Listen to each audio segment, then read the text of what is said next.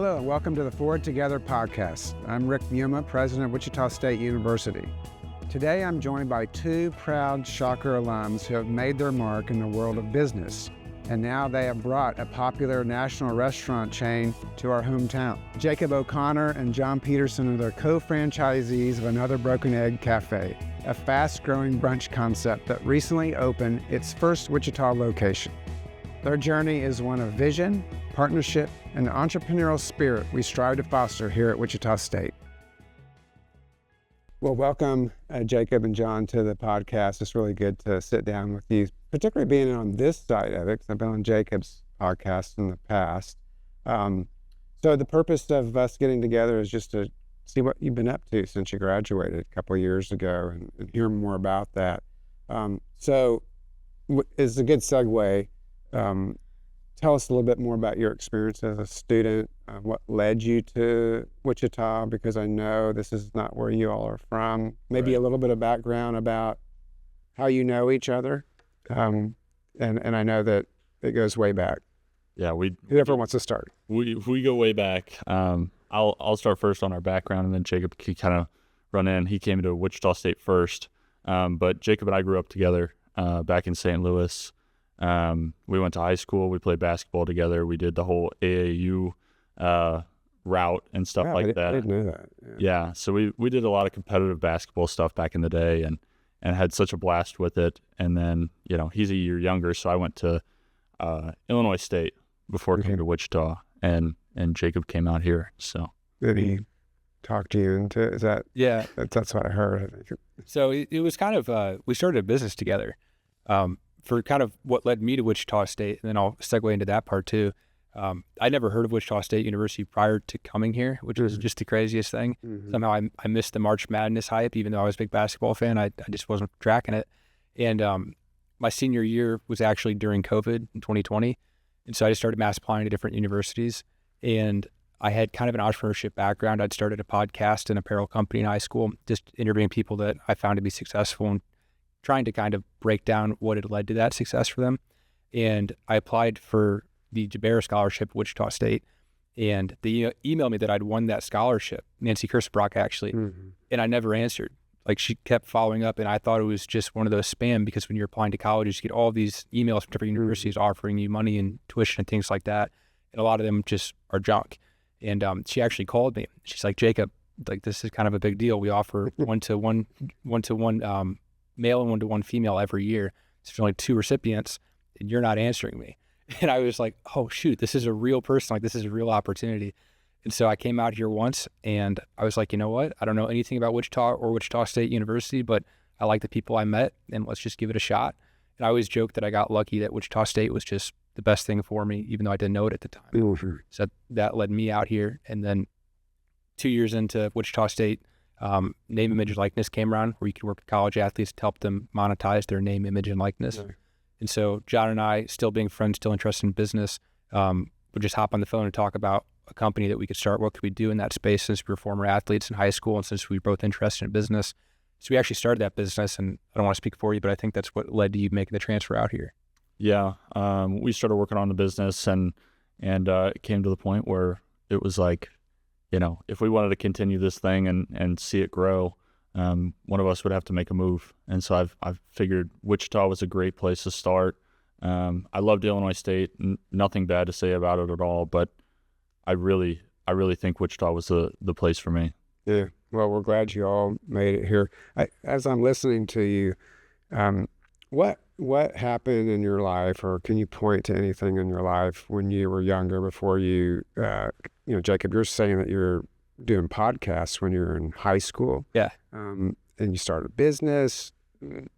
What was it about you two that led you to that kind of a thinking? Because it's not typical that high school students, form a business and do podcasts, and it's probably becoming more typical as student behavior changes. But what is it that you can point to? Was it a teacher? Was it some experiences, your family, parents? I don't have entrepreneurship in my family besides farming. I guess John's got that too. Same way, yeah. But when I was 16, I had a class my junior year of high school that actually took students out of the high school like physical school and put them in the community with business leaders. It's called the Startup Program. And the idea was the first 2 hours of the day, they're going to put you in the community where you can learn from local business owners.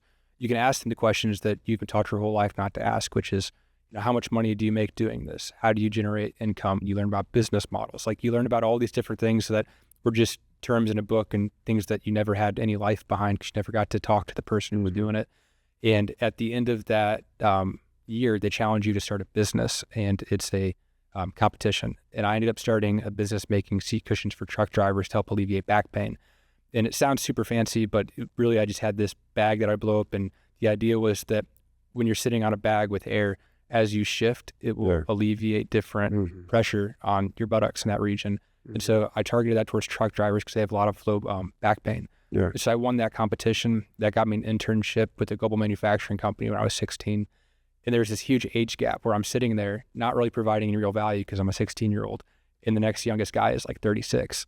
So I'm like, what do I do with my time while I'm working this internship and learning? I started stumbling upon podcasts because I realized there was this knowledge gap of things I needed to learn if I wanted to succeed in the business world one day. So I started listening to podcasts, and I thought, you know what, like the best way for me to learn besides listening would actually be the one asking the questions. And so I just started researching, like, how do you start a podcast? And then the night before my 17th birthday, I sat in my bedroom with a computer and Apple headphones and plugged it in, launched Zoom, and did my first interview. And it's been 7 years since then. And so you mentioned this product that you developed for back pain. How did you come about that? Did you know someone, or you had? I know farmers actually have to drive trucks and stuff like that. Yeah, I mean, the application of it, it actually started with myself because I was sitting in the room and I needed to have a project. I didn't have one, and I don't like to procrastinate. I don't like to be behind. So I'm sitting there just like, what am I going to do? And I was actually sitting on a medicine ball at my desk, and I was like, why do I sit on this medicine ball? It's like, well, I played a lot of basketball, and I spent a lot of time in the defensive stance, which is a kind of a low position that curves your back. So I myself, as a high schooler, was having a little bit of low back pain. So I started sitting on the medicine ball trying to alleviate that. So I started asking myself, well, why does this seem to work for me? And then I tried to kind of target that towards, well, who is sitting the most and who is most affected by this? Truck drivers. Truck drivers. Yeah. That's great. So John, what about you? I mean, what so some similar things?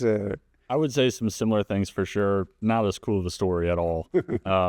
But Jacob and I being really close friends, and him kind of having that entrepreneurial experience as well, kind of fueled my idea. But at the same time, when I was in high school, we were working some pretty terrible jobs. I worked for a janitorial company in the summers, and so I was cleaning bathrooms during the summer at the airport, which is a great experience.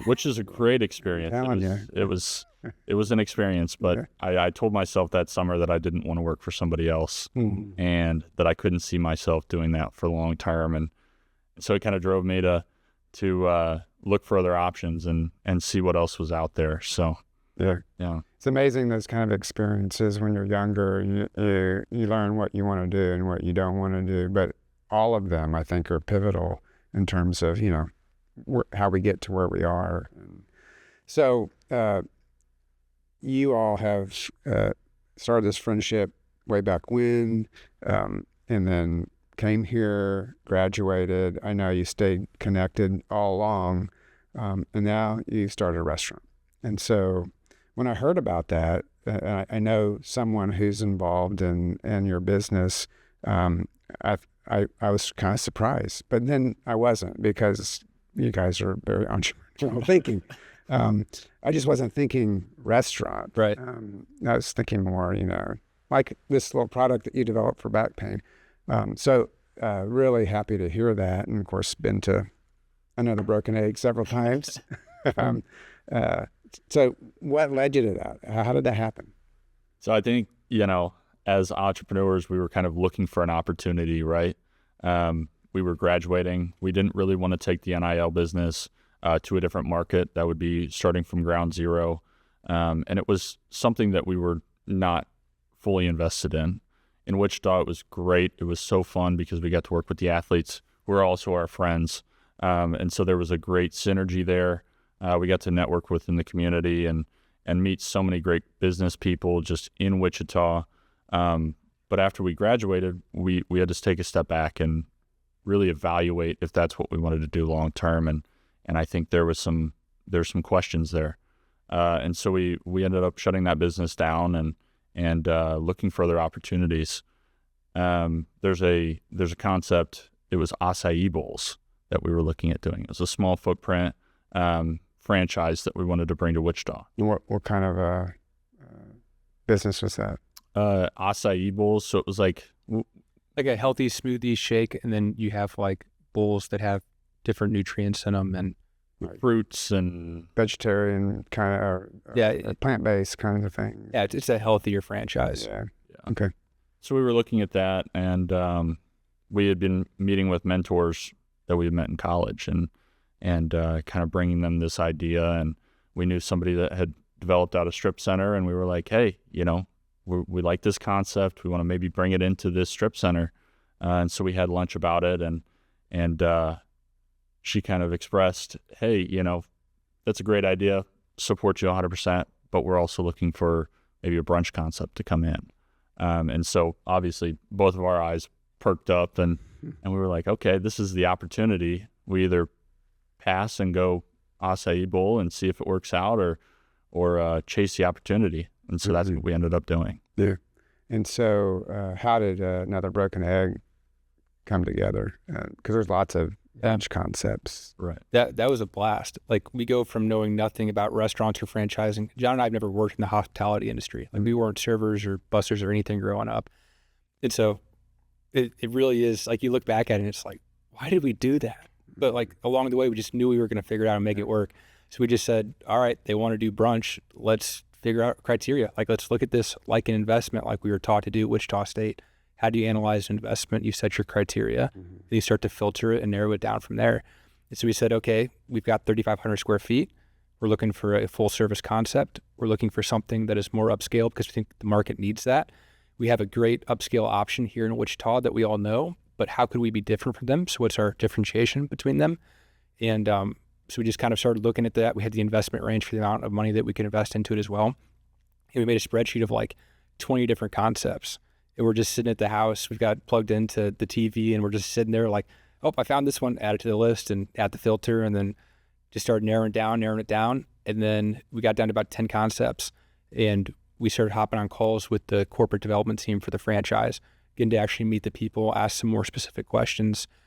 And then all franchises have this document. It's called an FDD. It's a franchise disclosure document. It's like 200 pages, and it gives you kind of the legal investment information that they can provide to you. So then we started learning how to read those. What are the key numbers to look at?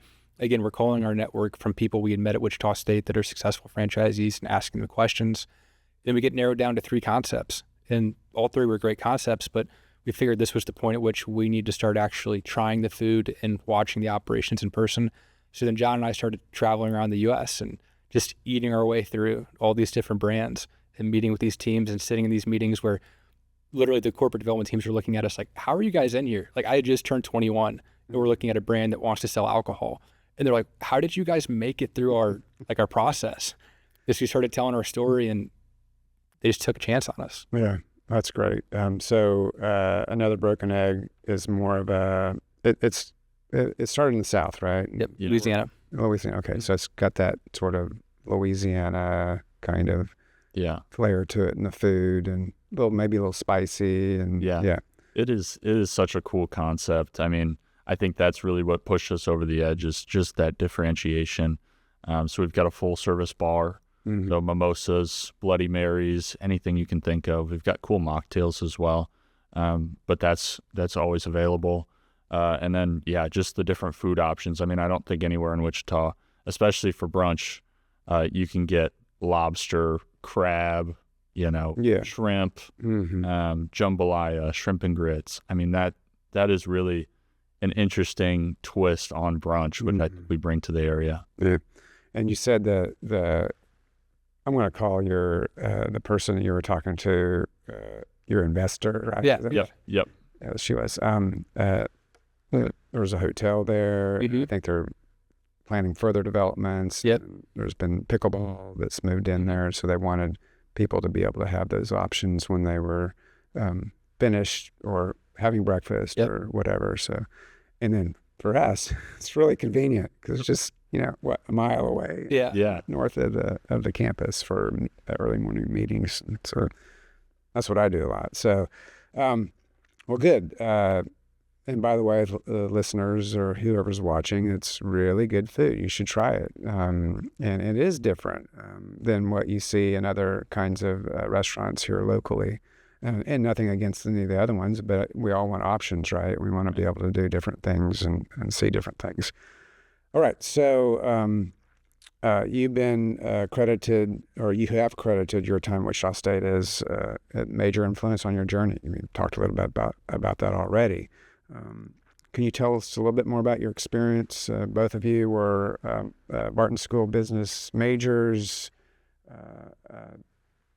Who did you come across? I just want to make sure listeners know that Jacob got the Jabera Scholarship, and named after Fran Jabera, who's a major player in the field of entrepreneurship in the country, really, and still supported by the Jabera family. So what are some of the experiences that you can pick out that was really influential for you as a student and helped you grow and to where you are today?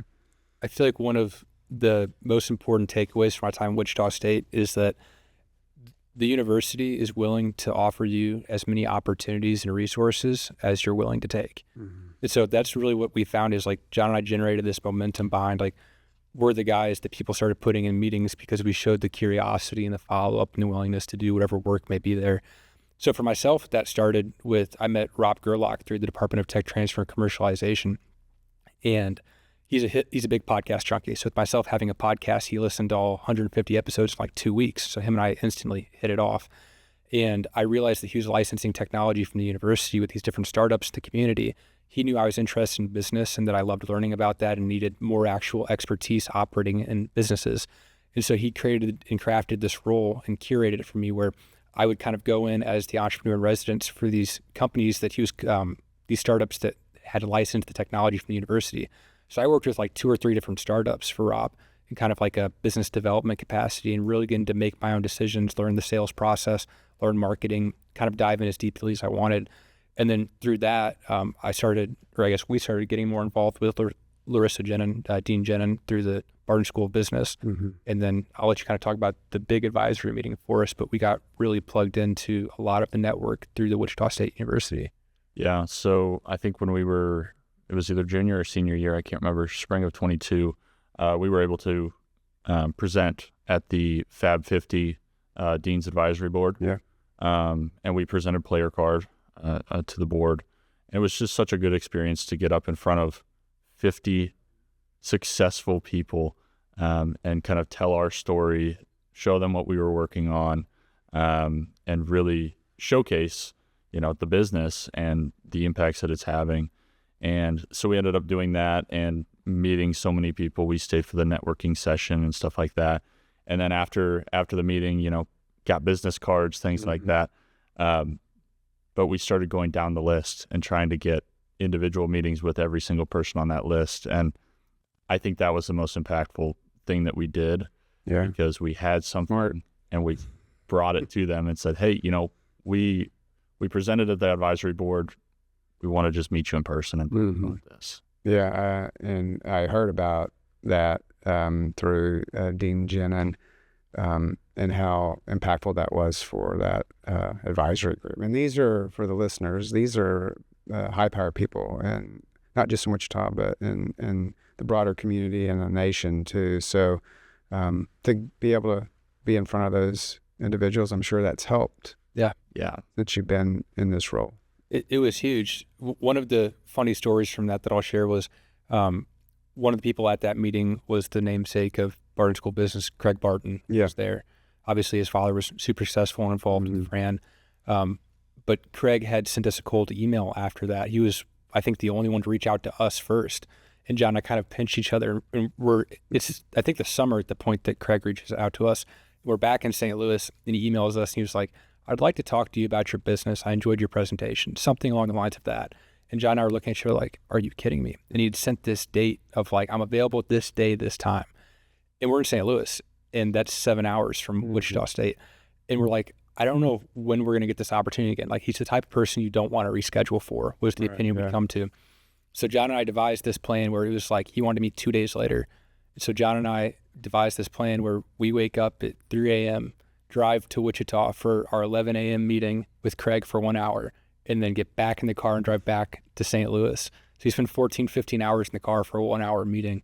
But that relationship was so fruitful, and he eventually introduced us to Tom Devlin, and then just a whole slew of other people came from that. And it's been one of the best things that we've done. Yeah.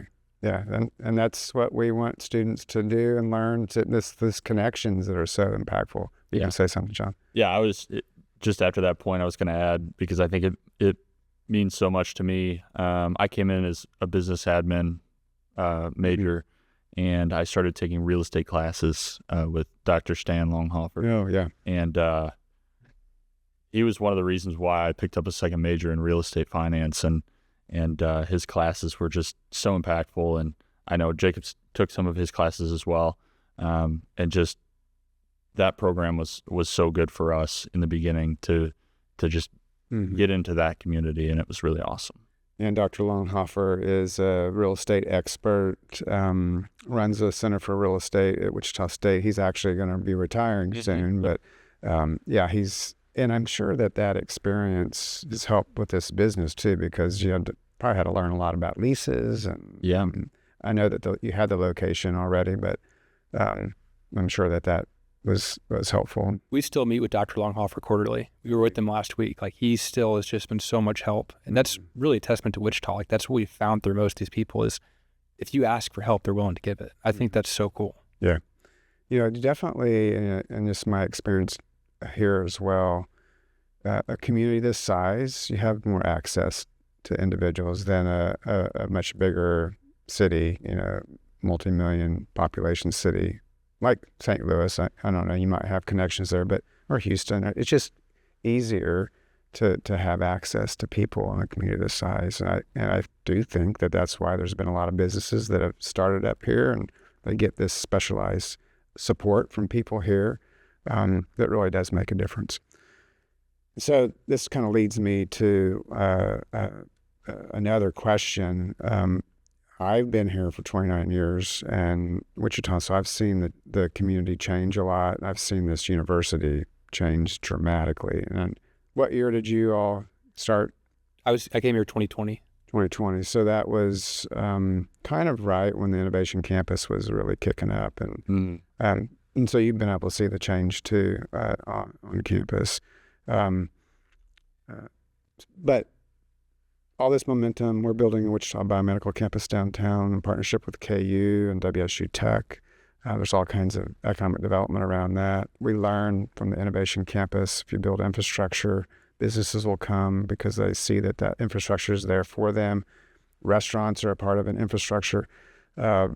What excites you most about being a part of this growth in Wichita, and where do you see yourselves going next? And maybe you don't want to say exactly because, it's a secret or whatever, but who wants to start? I can start.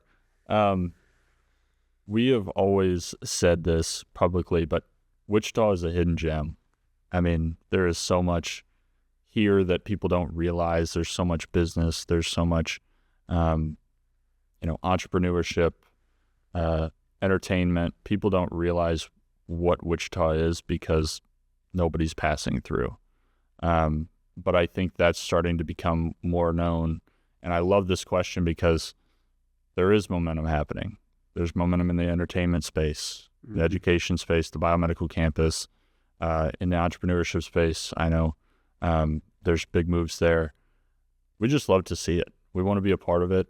We want to help growth however we can.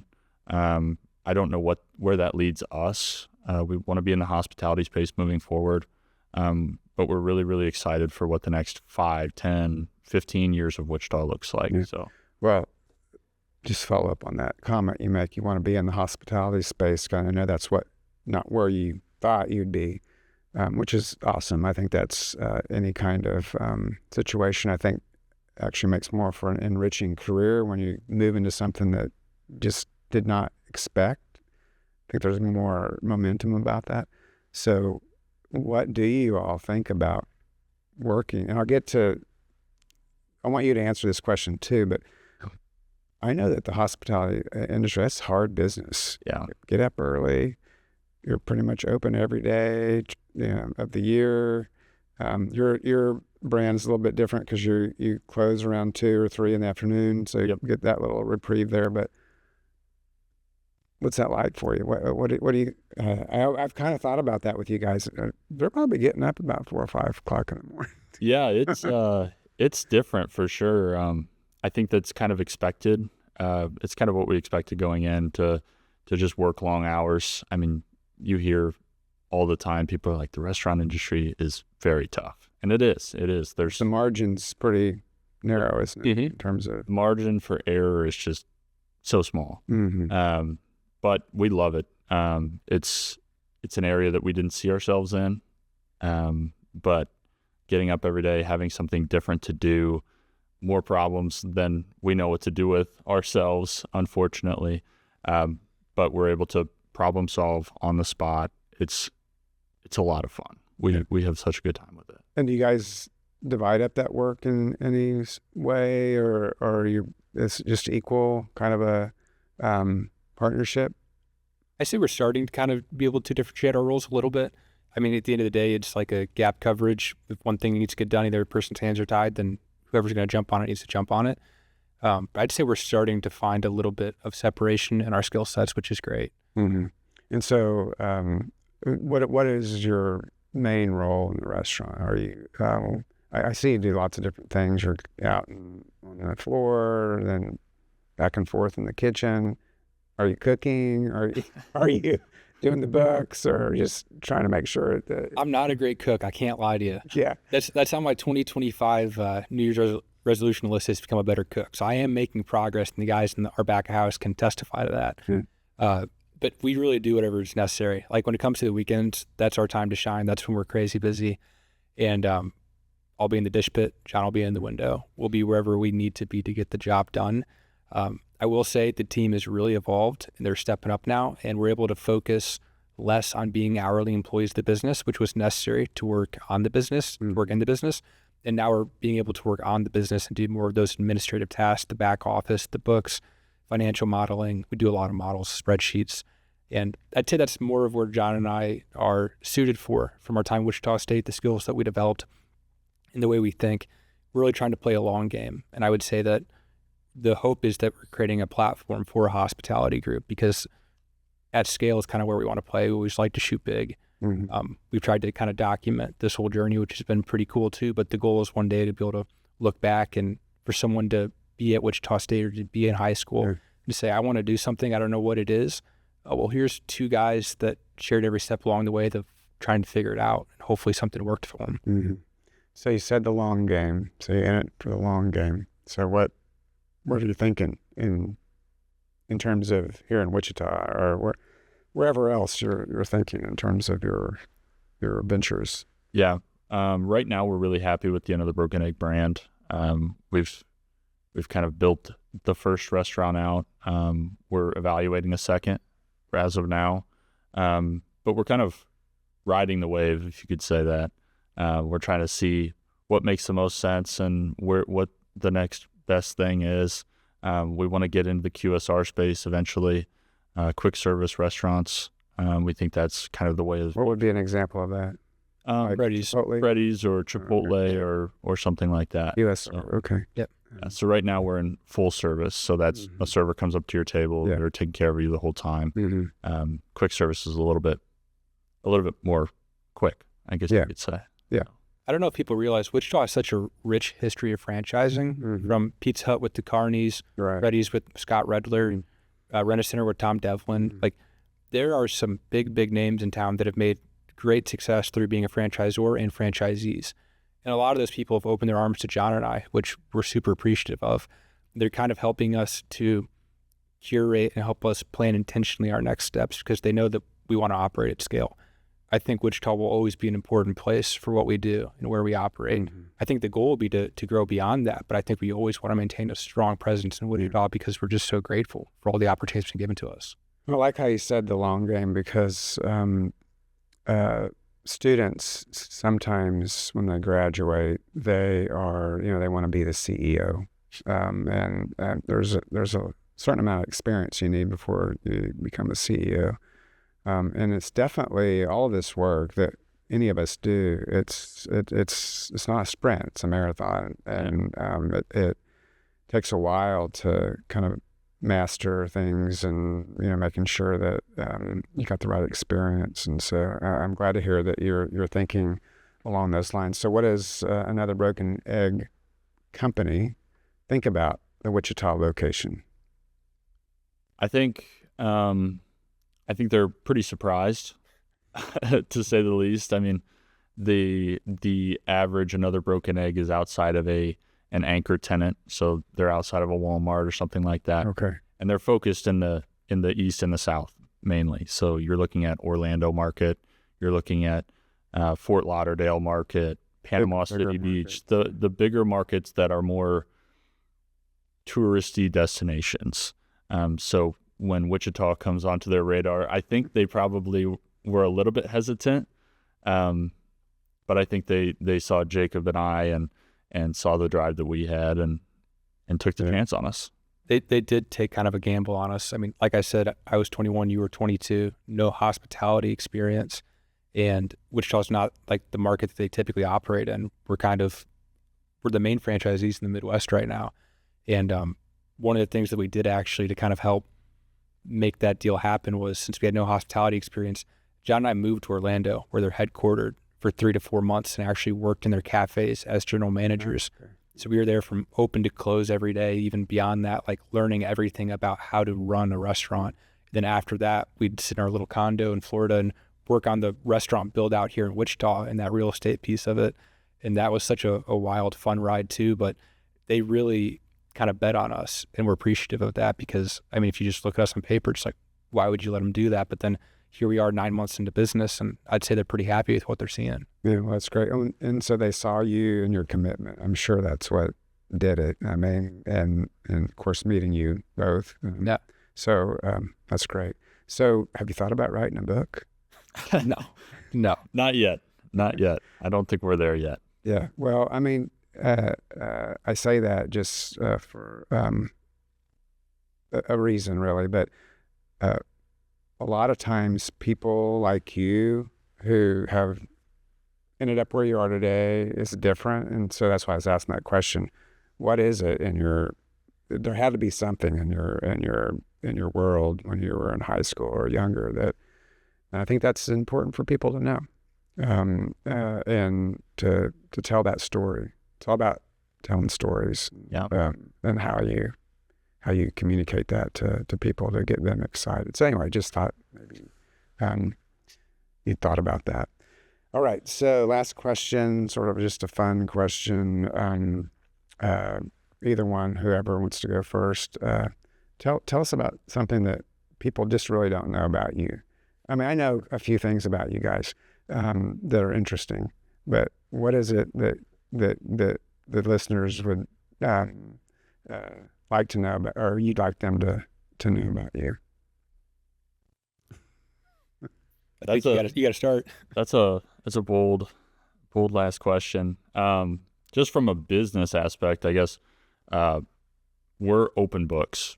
If there's students out there, anybody in the industry or wherever that has questions or wants to help out or see, what it's like to run a restaurant, we're open books.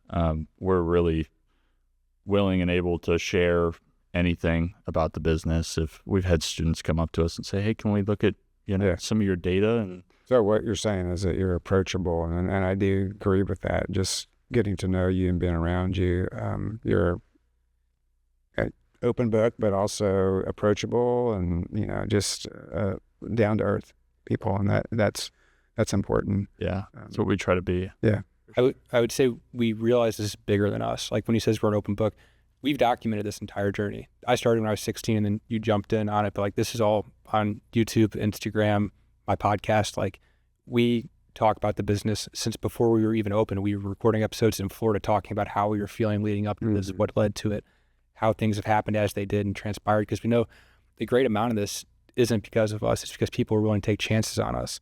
That's where I'd like to mention, like, we have incredible partners, like with their backing and coming into this, like they really helped Another Broken Egg be willing to take that chance on us, because we had someone else who believed in us. And it's really important to have people like that. So I think by hopefully us sharing what we're doing and being so open and transparent about it, hopefully that can kind of inspire more people to come up and give them a little bit of hope that they can do these things too. Yeah. And I think it's been an absolute blast, and John and I are always happy to help however we can. Sure. So I was actually also just knowing you all that you engage in some different practices that might be unusual. So I remember when I was on your podcast, you asked me, or maybe when we were recording, about if I do these ice baths. Yeah. Yeah. So tell me about why you do that. So we play the long game. Like, everything we conceptualize is like what compounds and what will get you the best return on effort, on investment, on time, etc. And ice bath started because I run ultra marathons. It's an ice bath that'll help you recover, but it's also got great mental benefits. It calms anxiety. It helps you to relax and decompress. And one of the things for myself personally is, like, all of these meetings we first were getting started were over drinks. And getting a drink is fine, but it's like, I don't know if I need to be getting a drink 5 times a week. And so for myself, it's like, how can I set up meetings that are sustainable and that make everyone better, and where you get to know someone through a difficult challenge or process? So I'll often try and do meetings in a sauna, in an ice bath, on a run, lifting weights. I mean, you and I have had plenty of meetings literally in the sauna together, and it's very unconventional. Sauna sounds more aligned with what I'd want to do. I don't know about those ice baths. Those are so shocking. Yeah. But how often do you do stuff like that? At least once a week, I'd say. Yeah, as often as we can. I mean, the ice bath in the summer is a little bit hard. If you're going to do it outside, it's like an hour thing, and then all the ice is melted, and you have a cool bath at that point. Yeah. Well, it's good talking to you. We are super proud of you as alums at Wichita State, and I know you're staying connected, but we have other degree programs too that you might want to be interested in. You could be interested in graduate degrees and that sort of thing, and then of course mentoring students would be awesome too. And it sounds like you're open to that as well. So it's good to see you. We'll probably see you soon in the restaurant. So take care. Thank you, Dr. Muma. Thank you. Thanks again for joining me today. It's always great to see Shockers taking bold steps and bringing fresh energy and ideas back to the community. If you want to learn more, check out Another Broken Egg Café in Northeast Wichita at K96 and North Oliver. Speaking of writing a book, I want to mention my new book, Student-Centered, Innovation-Driven. It's a warts and all look at the choices and changes that have shaped Wichita State University into a place where students are at the center, innovation drives our work, and its impact ripples far beyond our campus. Visit wichita.edu/book for more information or to purchase your own copy. And thank you all for listening, and be sure to rate, review, and subscribe wherever you listen to the Forward Together podcast. Go Shockers!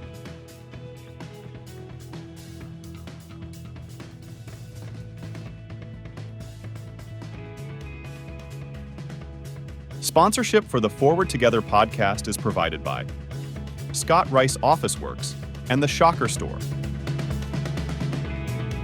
Additional thanks to Nair Amp, WSU Carpentry Shop, and Go Create.